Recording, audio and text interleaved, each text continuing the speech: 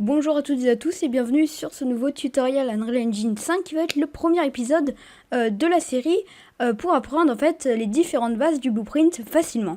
Donc on va aller dans l'event graph pour commencer et aujourd'hui on va voir donc les events. Alors tout d'abord qu'est-ce qu'un event? Eh bien, en français ça va être les événements qui vont nous permettre en fait de commencer un code. Par exemple si la touche R est pressée ça peut être un événement.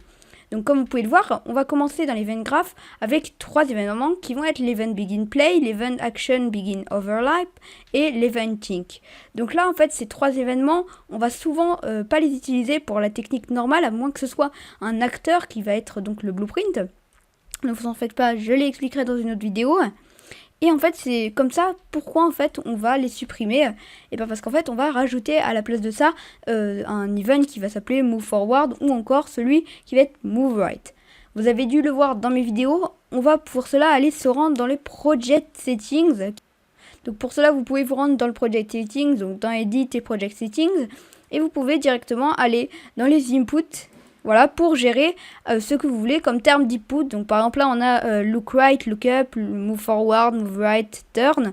Tout ça, ça va être en fait nos events qui vont nous servir pour notre code.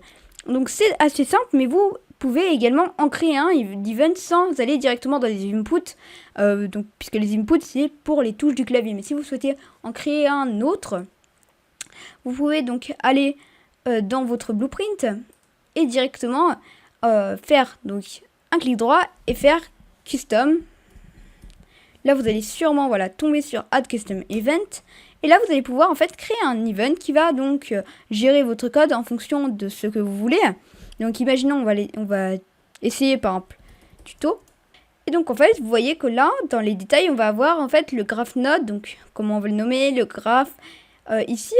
Donc si vous voulez des keywords, des replicate, ça peut être par exemple pour du multijoueur ou je ne sais quoi. Kalin Editor évidemment et le Advanced qui va en fait vous gérer tout ça. Donc en fait vous allez voir que ça va être assez facile les events parce qu'en fait ça va vraiment gérer ça en fait qui va gérer tout votre début de code. Donc on arrive sur ce tout petit épisode, j'espère qu'il vous a plu. Dans le prochain épisode on va voir les différentes variables et on se retrouve très bientôt pour une nouvelle vidéo. Allez, ciao!